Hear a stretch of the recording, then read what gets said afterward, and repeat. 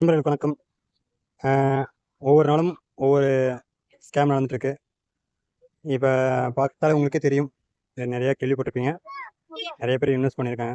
நல்ல கோடிக்கணக்கா இன்வெஸ்ட் பண்ணியிருக்காங்க. இது கேட்டா கேரளால வந்து ஆரம்பிச்சதுன்னு சொல்றாங்க. சென்னையில வந்ததுன்னு சொல்றாங்க. ஸோ மெடிக்கல் காலேஜே கட்டுற மாரி சொல்லியிருக்காங்க. இது வந்து அதோட கேஸ் வந்து இப்போதைக்கு வந்து தமிழ்நாடு அரசு எடுத்திருக்கு. இதில 2 பேர் கைது பண்ற மாரி சொல்லியிருக்காங்க. பாதி ஃபண்ட வந்து கொஞ்சம் லாக் பண்ணியிருக்காங்க.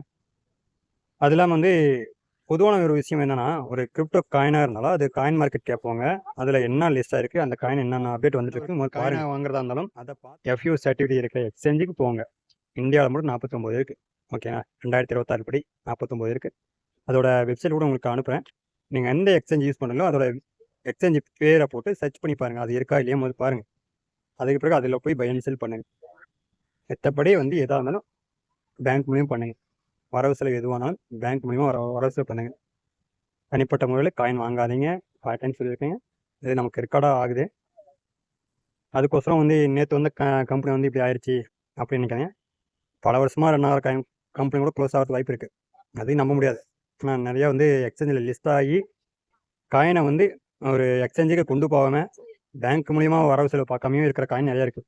ஸோ அதுவும் கொஞ்சம் கேர்ஃபுல்லாக இருக்குது. ஒவ்வொரு எக்ஸ்சேஞ்சும் ஆயிரக்கணக்கான கோடி ரூபாய் வர்த்தகம் பார்த்துட்டு இருக்கு. எந்த ஒரு எக்ஸ்சேஞ்சாலும் தனிப்பட்ட முறையில் ஒரு ஊரில் வந்து எக்ஸ்சேஞ்ச் வச்சுருக்காங்க அப்படின்னு சொல்லி அது மூலிமா கூட பிஸ்னஸ் நடக்குது. ஓகேங்களா? அவங்களும் நிறைய இன்ட்ரெஸ்ட் தராங்க. ஸோ நமக்கெல்லாம் அதெல்லாம் முக்கியம் இல்லை.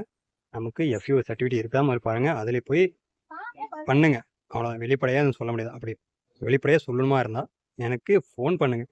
டிஎம் பண்ண முடியாது. நிறைய பேத்துக்கு மெசேஜ் பண்ணுறது லிங்க் அனுப்புறதுல வந்து எனக்கு இன்ஸ்டாகிராம் லாக் பண்ணி வச்சுருக்காங்க. மெசேஜ் பண்ண யாருக்கும் பண்ண முடியாது. ஸோ அப்படி இருக்கும்போது நீங்கள் ஏதாவது ஃபோன் பண்ணால் மட்டும் தான் எனக்கு இதை இன்ஃபார்ம் பண்ண முடியும். ஓகேங்களா?